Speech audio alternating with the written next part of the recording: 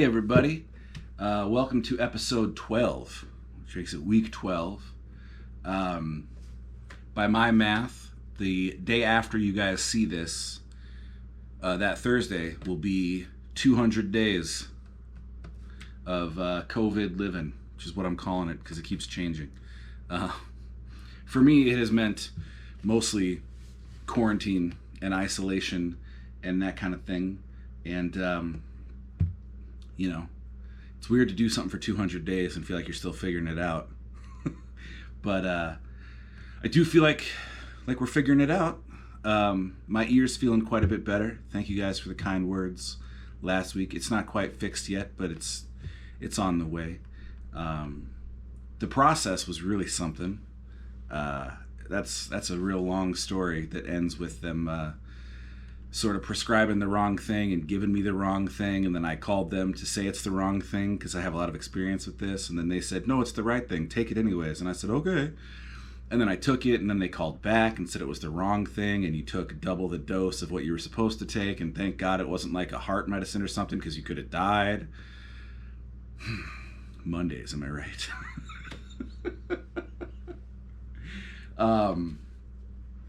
I'm doing all right. These things happen.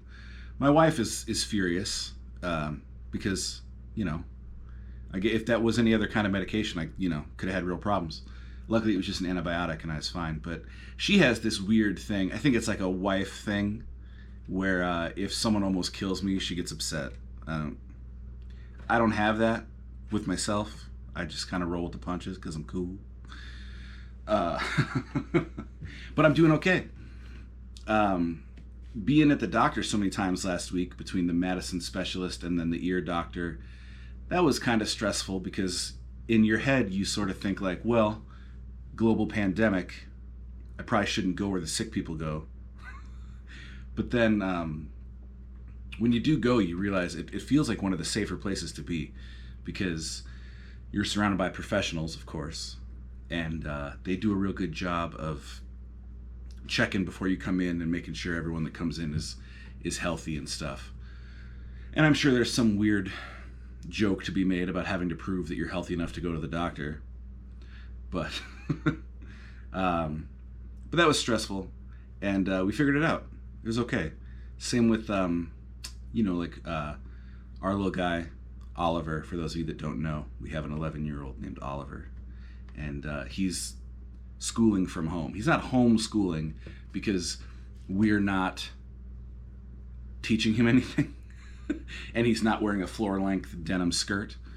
Is it a skirt? It'd be a dress then because of the length. I never know is it the length that makes it a skirt, or is it that it's not connected to a top? I don't know. I'm going to Google that. I know this is the kind of stuff you guys expect me to know. You come to the podcast looking for the hard and fast truth, and I'm letting you down. I apologize. My point is, Oliver is he's attending the school he's always attended, but he's doing so virtually. He's in his bedroom right now, learning stuff.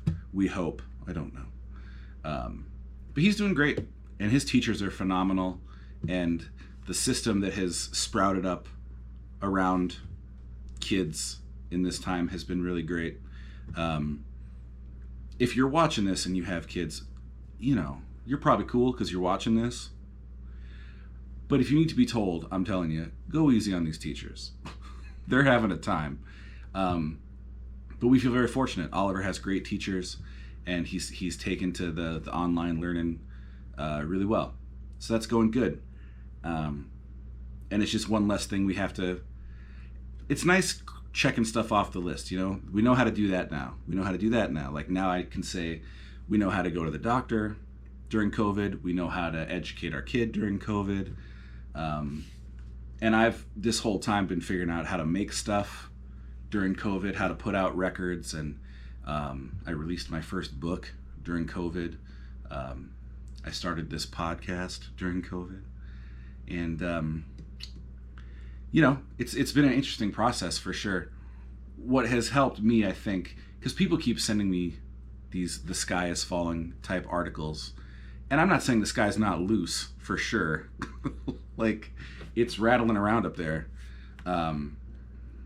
But people keep sending me these articles about musicians that are being forced to quit because of the money and the shows, and and on the one hand, I have all the sympathy in the world for that. We live in a world where it costs money just to be alive. I was marveling to my wife the other day, like, somebody could just give you a house and you would still have to pay every year because that house is on Earth. And you have to pay for the piece of Earth the house is on until forever. And that, that kind of blows my mind sometimes. But the good news is no one's going to give me a house, so I'm fine. It's just, it's the same reason I don't have a savings account. It's identity theft protection. Nobody wants to be Christopher Gold. Not financially, anyways. I'm teasing, of course. We have a savings account. I make jokes sometimes, and then people tell me, like, I'm not sure people are going to know that was a joke. They're going to think that you're, destitute, or that your son's not eating or something. We're fine. Everything's fine. But I hear these stories about people quitting because of the money, and on the one hand, I feel a lot of sympathy for that. On the other hand, I just can't fathom it. I don't understand, like, to me, it's like quitting music because you can't afford to play music would be like quitting food because you can't afford food. Like, and I'm not judging anybody. I can't imagine. I don't even know how that would look, or how it would work, or I could envision all kinds of scenarios where I have another job, but the songs are still going to come, and I'm still going to squeeze in time to record them and try to send them out to you guys. My neighbor's dog is barking. That's all right. That's what dogs do. I feel very fortunate, though, making and releasing stuff during COVID, because it's happening at the same time as a personal process I'm going through of trying to let the joy of creating a thing be it, and not worry about how it's received. Because it's hard to put stuff out and not be able to travel around and play for people, because it makes it feel like the things you put out are very quickly forgotten. Like I put out an EP a few months back called Midnight Crow that I'm very proud of. And maybe people are listening to it. I don't know for sure. I know some people bought it, and that means a ton to me. I was very appreciative of that. But I don't know for sure, because I can't travel to towns and play it for people and figure out which songs they like and which songs maybe they don't like, and that kind of thing. So it is a weird time, but it's sort of like it's forcing me to do what I was trying to do anyways, which was just focus on the joy of, writing a song feels really good, and recording a song feels really good, and that's when I want to stop having feelings about it. Success is cool and necessary, like we have bills to pay too, and that's why we're so appreciative of people that kind of chip in to keep the podcast going, or buy music on Bandcamp, or that have bought a book or whatever. But I'm trying to keep my self-esteem out of it. You know what I mean? Because being a musician is a really stupid way to do anything other than make music. If you want a job that makes you feel really good about yourself, musician is not it. If you want to make a ton of money, musician is not it. If you want to feel really secure and certain, musician is not it. So really, the only thing this career is really always good for is the joy of creating. So I'm kind of trying to focus on that. Same with the podcast. I'm just trying to make the podcast as I feel like making it, and not worrying about how many people are watching it, and not trying to make it profitable. Like some people, I put the links down there. I almost said downstairs because I'm pointing at my basement. I put the links below this video where if you want to chip in via PayPal or Venmo or whatever, you can. But I like that this isn't about money. I listen to a lot of podcasts, and I understand why they have advertising. It just always feels so clunky and always like you'll be listening to a podcast and it'll be like the bass player of Depeche Mode talking about like he was struggling with depression or heroin, and I don't know if he struggled with either of those things. I'm just setting you a scene. And it'll be like this emotional crescendo, and right then the host will go, wow, that's really something. But first I want to talk to you about MeUndies. Don't you hate going to the store to buy underwear? Don't you wish you could just order them on the internet? No, I don't. And I get why the guy has to do advertising to pay for the podcast and make a living and feed his kid. But it's also like, I'm happy to not have to do that. You know what I mean? So there won't be any of that anytime soon on this podcast. I've just really been struggling with depression and that kind of thing. Well, have you tried stamps.com? Because that might help. They're a great sponsor of this podcast. Sorry, I'm not going to do that. I've already had a cup of coffee today, so I'm feeling happy. Let's have some coffee. In the now famous Hey Everybody mug. I love this mug. Some of you have asked about getting a Hey Everybody mug, and I think we'll get on that sooner than later. I'm trying really hard to be conscious of how often I release things, because you don't want it to be like, every Friday Chris Gold does something where he wants $10 and even if it's a cool thing and we support the guy, like that's $40 a month, and then that's it can get taxing, and I don't want to take advantage of people's support or anything like that. It's one of the reasons this is free, and why the music is always free somewhere. You can pay for it if you want, but you can also get it for free. I'm even seeing, and again, it's always real tricky to talk about how other people conduct their business, because you run the risk of sounding judgmental. And some people would say that's a great reason to just not talk about it, but I feel like we're friends here. We're sitting on the couch, it's raining outside, we're enjoying a cup of coffee. Some bands are starting to come back with like socially distanced drive-in shows. And woo buddy, some of these ticket prices, whoo! Me and my dad are in the middle of this like 5-year conversation about capitalism and supply and demand, and how we both feel about it, and we feel mostly the same about it. But he was a businessman for a long time, and so he has a different view of it. And oftentimes I'll say something and he'll go, well, it's really more like this, and I'll go, oh, I didn't realize that. And then it kind of evolves your thinking. So I don't want to criticize anybody for ever doing anything, and I don't know. I feel like if you haven't played a single show in a year, and all of a sudden people are willing to pay $100 to come see you, that's probably hard to walk away from, and I can't say for sure that I would. But I do feel like I would never. I've said this before. I don't want money to be the thing that stands in between me and another person. And that's one of the reasons that I probably won't ever be like super successful, because consciously or otherwise, I'll dismantle a thing before it turns into, oh, tickets are like $50. And it's like, well, I don't know. Just because like there's artists that I love that I would love to go see, but I want to bring my wife and my son really likes them. And then you go like, oh, well, tickets are $70. And you start doing that math, and then you're like, probably have to eat something, and that kind of, if the opener's bad, I'll have to buy 9 beers. I'm kidding.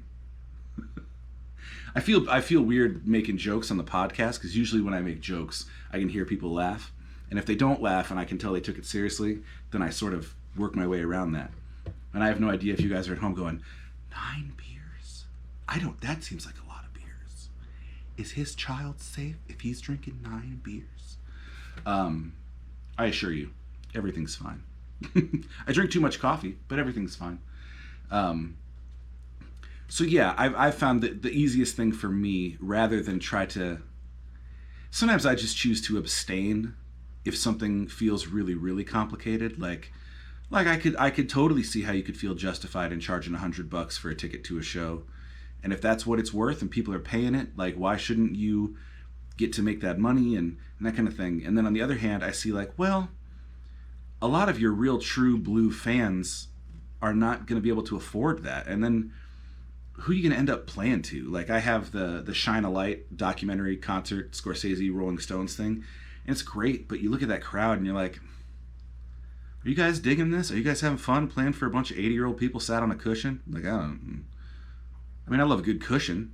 Don't get me wrong. So that's just kind of where I'm at. And I've been thinking a lot about just why I do what I do and what the goal is. And, there's always another guitar that I want to buy. And someday I'd like to get into like a house that I own and that kind of thing. But if I'm honest with myself, I never feel happy thinking about money, and I never make good stuff. I don't think I've ever made anything while thinking about the money, but I've made some stuff that I really was proud of that people ended up liking that I thought they wouldn't. Me and my band made this record called You Are a Ghost, and it was the first time like I played electric guitar on more than half of that record, and it was pretty rowdy. And there's a couple songs. There's a song there called Devils that's like, it's almost a punk song. And the whole time we were making it, I was going, oh, people are not going to like this. But practice was really fun, and I was feeling really good, and the band really liked it. And I was really proud of that record. And it came out, and it turned out people really enjoyed the record. But if I was worried about selling that record to people, I probably wouldn't have made that one. I would have made another kind of shuffly country folk song. And I still like those. I'm going to play you one now. This song is called Roll On. And if I have a hit, which I don't, this would be it. But it's not. I wrote this song about just being me and doing what I do at an age where a lot of people are starting to stop doing it. And in a circumstance where I'm married and I have a kid and I have all these things in my life that for other people are a great reason to quit. And for me, they became a great reason to sort of bear down and see if I could go a little harder. And so far it's been going pretty good. And if you've ever seen me live at a solo show, you've probably seen me do this song with my son, which is great. We did it once. So the story is I was playing this song at home, and it's I'm gonna do you a different version today, but normally it's very fast and it's a lot of words. And I was doing it at home, and I heard Oliver, he's on the floor playing with his trains. This is like 5 years ago. And I heard him sing along, and I said, man, do you know every word to that song? He said, yeah. And I said, would you want to come on stage and do it sometime? And he goes, yeah, sure.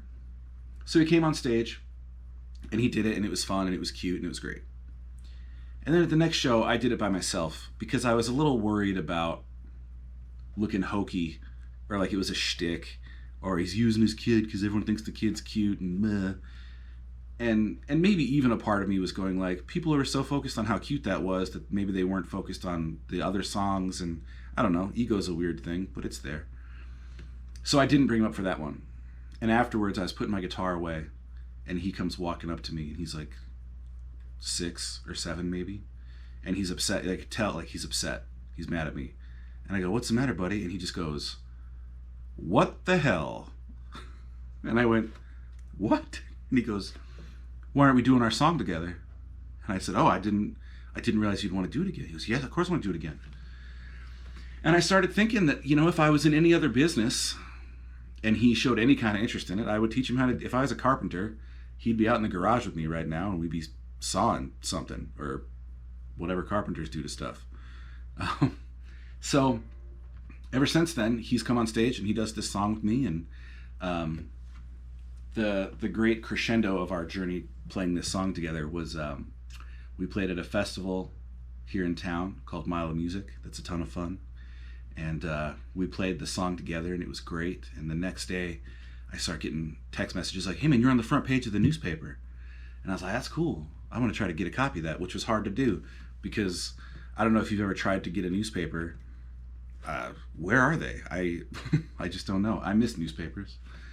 I think you could blame part of our current situation on the lack of them. But I finally tracked down this newspaper, and I'm thinking, yes, it's just my local newspaper, but man, that's something. You know, you don't end up on the front page of the newspaper because you're not good, you know? Felt like all this hard work and all this effort, and I was striving, and I was working, and I was working, and you know, it was just a blur of failures and successes. And finally I had this thing that I could hold in my hand. I was on the front page of the newspaper, man. And I could show all my friends, and I get a copy of the newspaper. And it's a picture of me and Oliver playing this song. And the caption says, Oliver Gold plays a song with his dad. And it was fun. It was funny, and I liked it. But like I said, it is a very wordy song, so I thought in this more intimate circumstance, I would play you a slowed down version of it in the hopes that you might have a higher success rate of catching some of the words. So this is called Roll On, and it's about being a 36-year-old folk singer who's about to be a 37-year-old folk singer who has no record label and no platinum albums and no world tours. He just has a life that he's enjoying and a couple bucks in the bank. So here we go.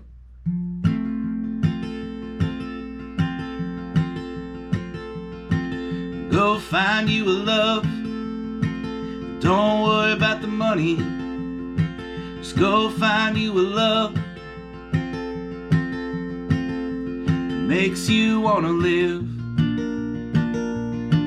Just live. Don't worry about the coulda beens, and maybe I shoulda been. 'Cause anything that might have been, well, it couldn't be better than this.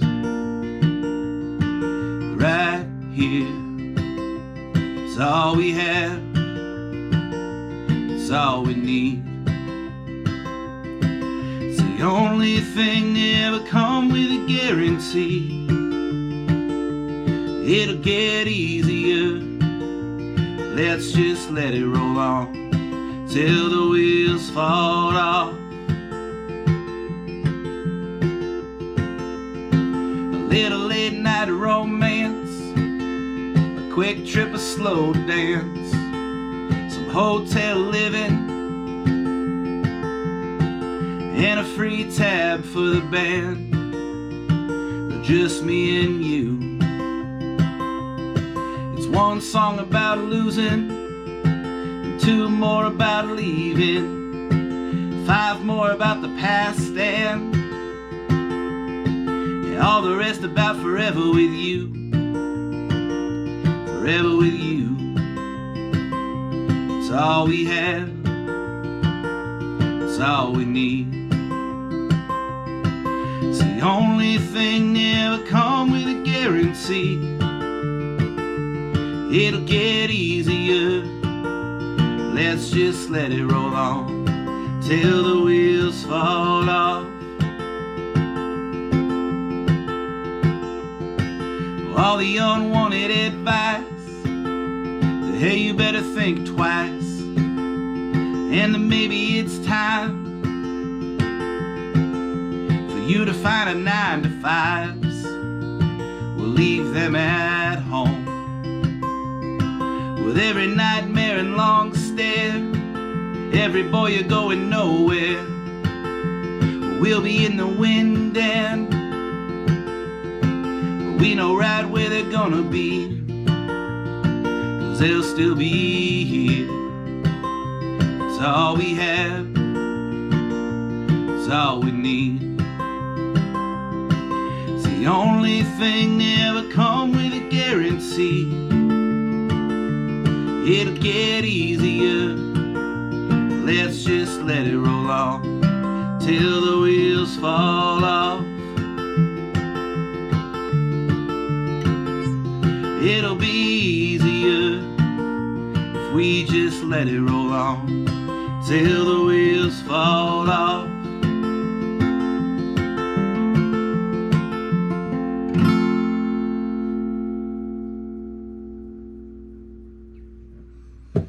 All right. let's do some recommendations and send you guys on your way. Thank you guys for hanging out and listening. I really appreciate it. I really enjoy doing these, and I get some really nice messages from people, sort of detailing what they're getting out of it, and it's good. I don't know that anything else that I do provides exactly the result people are getting from the podcast, so it's nice to have the podcast. Our first recommendation today is called The Third Gleam by the Avett Brothers.